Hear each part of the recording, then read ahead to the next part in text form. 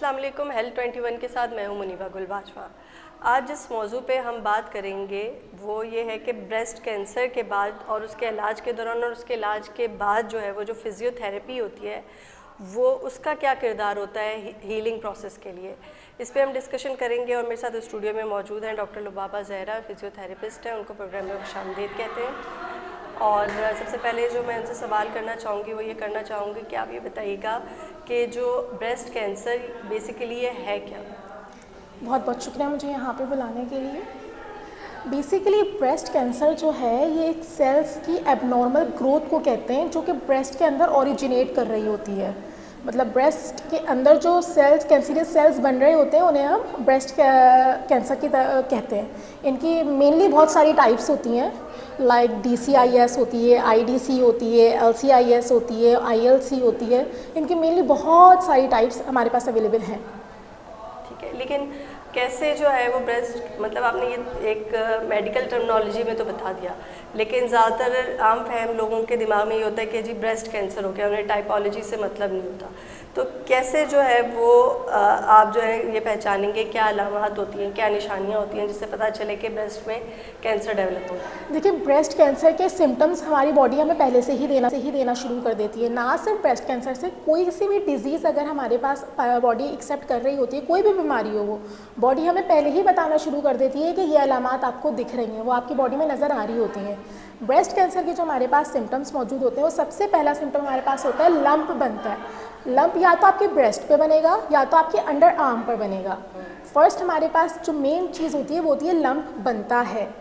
उसके बाद हम दूसरी अलामत हमारे पास ये आती है, ब्रेस्ट का साइज़ जो होता है वो चेंज हो सकता है, उसकी अपीयरेंस चेंज हो सकती है। मतलब जिस तरह की स्किन होती है स्किन अजीब सी होना शुरू हो जाएगी, उसकी ब्रेस्ट की शेप अजीब से होना शुरू हो जाएगी। तो आपको ये सब नज़र आएगा। मतलब लंप बाहर की सूरत में नज़र आते हैं अगर उन्हें टच किया जाए, फील किया जाए। जी, आप इवन उसको देखोगे तो आपको साइज़ में फ़र्क नज़र आएगा। जिस तरफ भी आपका ब्रेस्ट कैंसर है आपको उन दोनों साइज़ में फ़र्क नज़र आएगा। आपको स्किन के अंदर फ़र्क नज़र आएगा, स्किन के अंदर रेडिशनेस होना शुरू हो जाएगी, इवन निप्पल इन्वर्जन हो जाएगी। निप्पल से क्या नाम है डिस्चार्ज निकलना शुरू हो जाएगा और कभी कभार तो ब्लड भी निकलता है। अच्छा, इतना प्रॉब्लम होता है। अच्छा, ये भी बताइएगा लोगों को, हमारे व्यूअर्स के लिए, कि जो फिज़ियोथेरेपी है उसकी जो मुदाखलत है, यानी फ़िज़ियोथेरेपी कहाँ आती है ब्रेस्ट कैंसर के दौरान? देखिए, फ़िज़ियोथेरेपी पहले हमें समझना है कि फ़िज़ियोथेरेपी है क्या, ताकि हम ब्रेस्ट कैंसर के अंदर यूज़ किस तरह कर रहे हैं वो हमें पता हो।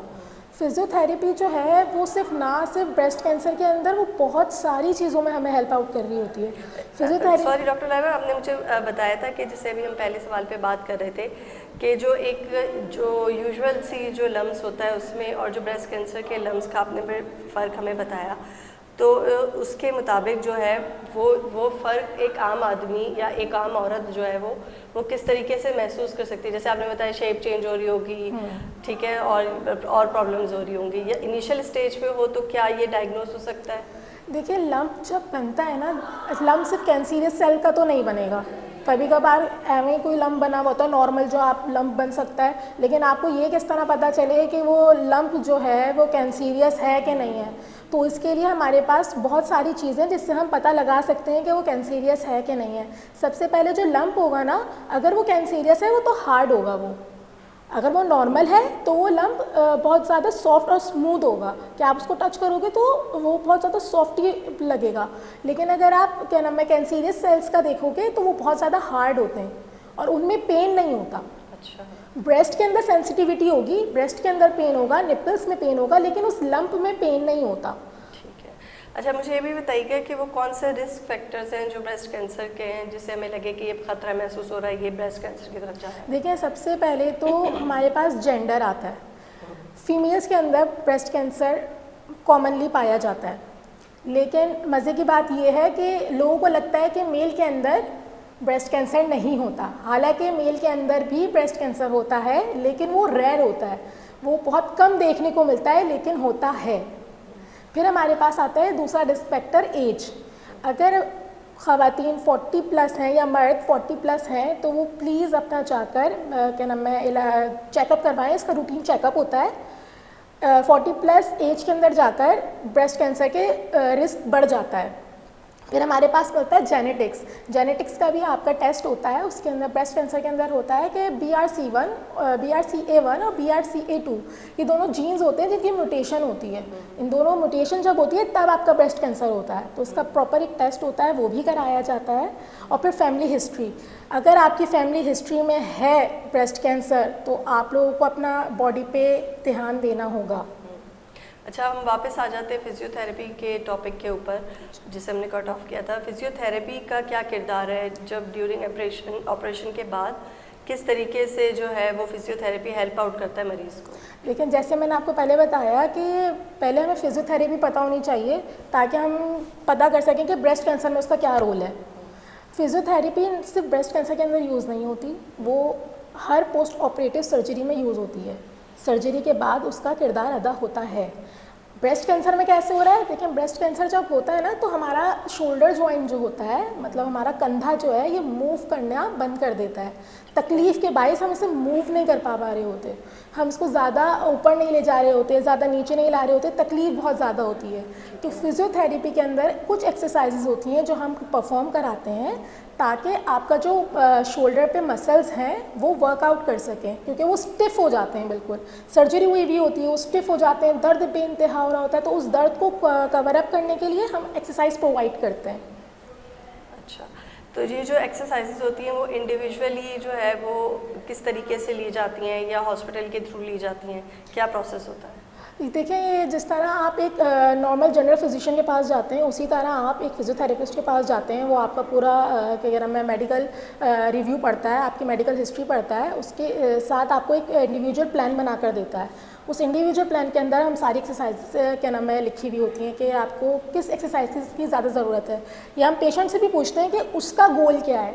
कुछ पेशेंट होते हैं जिनको शॉर्ट टर्म गोल होता है, उनका शॉर्ट टर्म गोल से मुराद ये है कि वो लोग सिर्फ और सिर्फ अपने पेन को कवर अप कर रहे होते हैं, या उनको जॉब पे लगना होता है तो कहते हैं कि बस हमारा कंधा इस तरह कर दें, इतना जल्दी ठीक कर दें कि हम वापस अपने काम पे जा सकें। लेकिन लॉन्ग टर्म गोल होता है। कुछ लोग ऐसे होते हैं जो हमें कहते हैं कि नहीं, हमें प्रॉपर डेली रूटीन पर आना है, अपनी जिस तरह हमारा कंधा पहले था उसी तरह हमें चाहिए। तो उस लॉन्ग टर्म रोल के लिए हमारे पास बहुत मतलब लंबे सेशंस होते हैं, 12 से ऊपर सेशंस चले जाते हैं। लेकिन शॉर्ट टर्म गोल के अंदर हमारे पास 5 या 6 सेशंस होते हैं जिस पे हम इतना वर्कआउट कर देते हैं कि इंसान आराम से अपने रोज़मर्रा के काम कर सके। तो कितना जो एक फिजियोथेरेपिस्ट का जो सेशन होता है ख़ासतौर पर ये ब्रेस्ट कैंसर के पेशेंट के साथ, कितने ड्यूरेशन का होता है और किस किस्म की एक्सरसाइज करवाई जाती है? सिर्फ कंधे की एक्सरसाइज करवाई जाती है क्योंकि उस वक्त तो आप ऑपरेशन से भी हील हो रहे होते हैं ना? जी देखिए, क्या नाम है सेशन जो है वो वेरी करता है पेशेंट की प्रोग्रेस पे, कि वो किस तरह का पेशेंट है, उसकी प्रोग्रेस क्या है, उस पर वेरी कर रहा होता है। लेकिन एक नॉर्मल सेशन जो होता है वो आपका होता है 40 to 45 मिनट्स का, 40 से 45 मिनट का एक सेशन आपका हो रहा होता है। उसके अंदर हम लोग, अगर ब्रेस्ट कैंसर का पेशेंट है तो ब्रेस्ट कैंसर के पेशेंट के अंदर जो सर्जरी होती है उस पर जो इफेक्ट आता है सिर्फ शोल्डर जॉइंट पर आता है, सिर्फ कंधे पे इफेक्ट आता है। आपकी ओवरऑल बॉडी बिल्कुल सही होती है और कहीं आपको जॉइंट में मसला नहीं आ रहा होता, तो हम सिर्फ उसी शोल्डर के एक्सरसाइज बताते हैं और उसी पे ही काम कर रहे होते हैं। ठीक है, आपने बड़ी डिटेल में ये चीज़ें समझाई। मुझे ये पूछना था कि जब आप एक ऑपरेशन से गुजरते हैं, एक बड़ा मेजर ऑपरेशन होता है और उसके बाद PTSD अक्सर लोगों को फेस करना पड़ता है, फिर उसके बाद आपने फिजियोथेरेपी भी करवानी है अपने आप को नॉर्मली डेली रूटीन में लाने के लिए, क्या मेंटल हेल्थ और फिजिकल हेल्थ पे इसका कितना इफेक्ट होता है? देखिए, फिजियोथेरेपी तो चलिए नाम ही इसका है फिजिकल, तो मतलब फिजिकल पे तो ये पूरी बुनियाद रखी हुई है अपनी, तो ये फिजिकल थेरेपी में तो मतलब काम कर ही रही है, बुनियाद ही इसकी है। लेकिन मेंटल क्या नाम है थेरेपी भी बहुत ज़्यादा काम कर रही होती है। किस तरह हम एक्सरसाइज प्रोवाइड करते हैं, आपकी बॉडी एक्सरसाइज करती है, बॉडी एक्सरसाइज जब करती है तो उसका स्ट्रेस लेवल कम होता है, स्ट्रेस लेवल कम हुआ, आपकी एनर्जी लेवल बूस्टअप हो गया, आपके अंदर स्ट्रेंथ आ गई। अब हम वर्क कर रहे हैं, कोई भी एक्सरसाइज कर रहे हैं, आप खुद फील कर रहे होते हो कि बॉडी हीटअप होना शुरू हो जाती है। बॉडी हीटअप होती है मतलब एनर्जी लेवल आपका बूस्ट कर गया और आपकी जितना भी स्ट्रेस था वो सब निकल गया, फटीग था निकल गया, थकन थी निकल गई। तो ये मेंटल हेल्थ पे बहुत ज़्यादा काम कर रही होती है। इसलिए अगर आप क्या नाम है स्ट्रेस कम हुआ, आपका डिप्रेशन खुद ब खुद चला जाएगा। स्ट्रेस बढ़ने की वजह से डिप्रेशन होता है। तो इनिशियली जो फिजियोथेरेपिस्ट होते हैं, जैसे डॉक्टर्स होते हैं और मरीज़ होते हैं, उनका आपस में एक बड़ा अच्छा ताल्लुक डेवलप हो जाता है, खासतौर पे मेजर सर्जरीज़ के दरमियान जब ट्रीटमेंट चल रही होती है। क्या फिजियोथेरेपिस्ट भी इसी तरीके से जो है वो इंगेज हो जाते हैं अपने पेशेंट्स के साथ? बिल्कुल बिल्कुल, क्योंकि हमारा मानना ये है कि पेशेंट जब आए तो उसको आप एजुकेट करें, उसको पता हो कि उसके साथ हुआ क्या है, उसकी बॉडी को ज़रूरत क्या है और हम क्या प्रोवाइड करने वाले हैं। जब पेशेंट सेटिस्फाई हो जाता है ना, तो आधा पेशेंट उसी वक्त ठीक हो जाता है। पेशेंट के सेटिस्फेक्शन पे जब बात आती है ना, जब आप उसको काउंसिल कर देते हो कि भाई आपका ये मसला है और हम इस चीज़ पे वर्क कर रहे हैं, और उसको प्रोग्रेस दिखना शुरू हो जाती है कि हाँ मुझे दर्द नहीं हो रहा, हाँ मैं अपना आराम से मसल वर्क कर पा रहा हूँ, तो वो खुद ही सेटिस्फाइड हो जाता है। फिर वो जो रिलेशन बनता है वो बहुत ही प्योर रिलेशनशिप होता है। ठीक है। अच्छा, मुझे ये भी बताइएगा, अभी हम प्रोग्राम से पहले भी बात कर रहे थे और आपने बड़ी इंटरेस्टिंग बात ये प्रोग्राम में भी बताई कि आप लोगों ने एक रिसर्च सर्वे किया था और एक कॉन्फ्रेंस हो रही थी और वहाँ पता चला कि सिर्फ ब्रेस्ट कैंसर ख़वातीन को नहीं होता, मर्द भी इसका शिकार होते हैं। इस बारे में थोड़ी डिटेल में बताइएगा। 70 से 80% लोगों को ऐसा लगता है कि ब्रेस्ट कैंसर सिर्फ और सिर्फ फीमेल में होता है। ये मिथ है। रियलिटी के अंदर मेल में भी ब्रेस्ट कैंसर होता है। हाँ, इसके केसेस कम हैं बहुत। फीमेल के मुताबिक अगर हम कंपैरिजन करें तो मेल के अंदर बहुत कम होता है, लेकिन होता है क्योंकि ये जेनेटिकल डिसऑर्डर है। इसमें जीन्स का काम है, जीन्स मेल में भी होते हैं, फीमेल में भी होते हैं। अच्छा, और लेकिन मुझे ये भी बताइएगा कि जो ज़्यादातर केसेस हैं ये फीमेल के ब्रेस्ट कैंसर में, और पाकिस्तान जैसे मुल्क में जो एक डेवलपिंग कंट्रीज़ है वहाँ ब्रेस्ट कैंसर बहुत तेज़ी से फैल रहा है, बहुत ज़्यादा ख़वातीन को डायग्नोज भी होता है। क्या इसको कम करने के लिए कोई चीज़ की जा सकती है? कोई मेडिसिन ऐसी हैं जो आप इंटेक करें जिससे कैंसर ना बढ़े, या आप अपनी जीन्स को बेहतर करने के लिए कुछ इस्तेमाल कर सकते हो? देखिए, इस तरह कुछ नहीं होता। ये सिर्फ पाकिस्तान में नहीं, ब्रेस्ट कैंसर ग्लोबली बहुत ज़्यादा जल्दी से रैपिडली ग्रोथ पकड़ रहा है।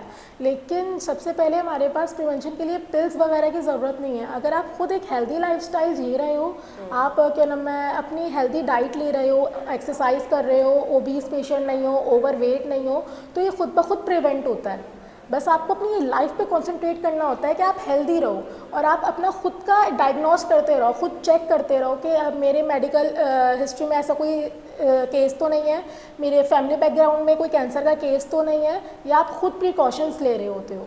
अच्छा, एक भी दौर है जो मैं आपसे पूछना चाहूँगी कि अक्सर सुनने में आया कि जो ब्रेस्ट कैंसर की ख़वातीन होती हैं उनको कहा जाता है, बड़ी बूढ़ी ख़वातीन अक्सर कहती हैं कि जी जो ब्रेस्ट फीडिंग मदर्स हैं इन्होंने दूध नहीं पिलाया, डब्बे का दूध लगा दिया, इसकी वजह से जो है वो ब्रेस्ट कैंसर हो गया। इसमें कितनी सच्चाई है? जी नहीं, इस तरह को ये एक मिथ ही है। ये रियलिटी के अंदर ऐसा कुछ भी नहीं है। जीन्स होते हैं BRCA1 और BRCA2, इनकी म्यूटेशन की वजह से कैंसर होता है।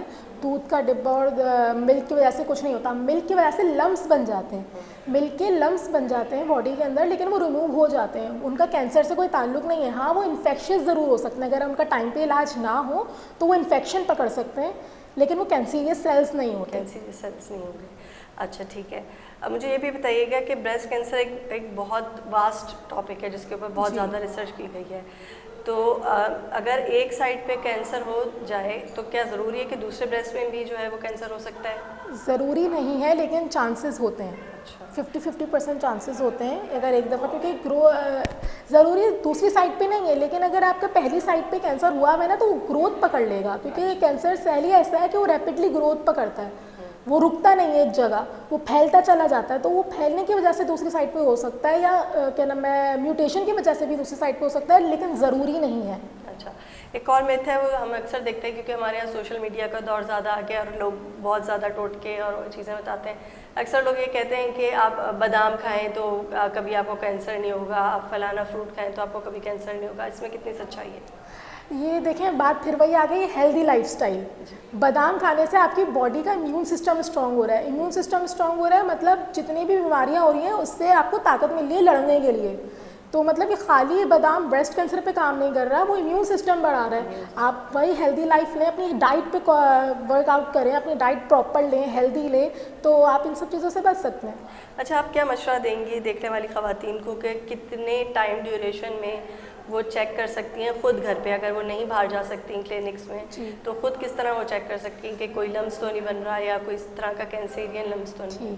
देखिए, मेंस्ट्रुएशन साइकिल होती है हमारी, उसके 3 दिन बाद ख़त्म हो गई मेंस्ट्रुएशन साइकिल हमारी, उसके 3 दिन बाद आप अपना मिरर के अंदर खुद से डायग्नोस कर सकते हैं कि आपको ब्रेस्ट कैंसर तो नहीं है।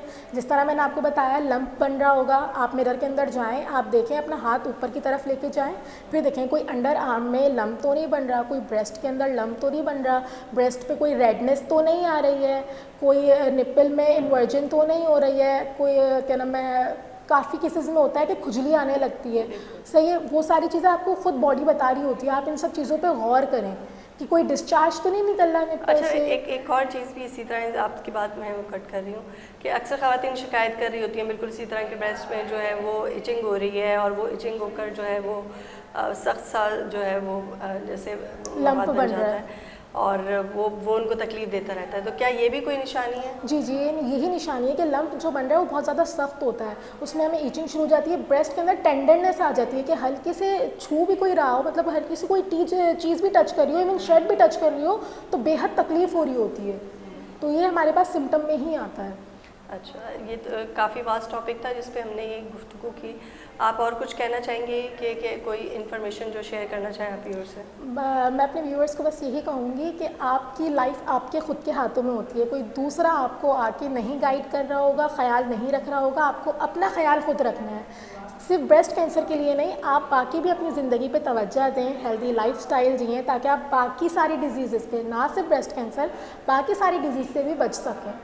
ठीक है, बहुत शुक्रिया डॉक्टर लुबाबा ज़हरा। आज हम गुफ्तगू कर रहे थे कि ब्रेस्ट कैंसर के इलाज के दौरान और बाद में फ़िज़ियोथेरेपी की क्या अहमियत है और किस तरीके से रिकवर किया जा सकता है, और हमने बड़ी डिटेल डिस्कशन की इसके ऊपर भी कि किस तरीके से ब्रेस्ट कैंसर होता है, और बहुत अच्छी इन्फॉर्मेशन जो है वो डॉक्टर साहिबा ने शेयर की, और एक फ़ैक्ट जो कि शायद किसी को भी नहीं मालूम था कि औरतों के अलावा भी मर्दों को ब्रेस्ट कैंसर हो सकता है। बहुत शुक्रिया डॉक्टर लुबाबा ज़हरा आपका प्रोग्राम में वक्त देने के लिए। इसी के साथ मुनीबा गुल और हेल्थ 21 की टीम को दीजिएगा इजाज़त। अल्लाह हाफ़िज़।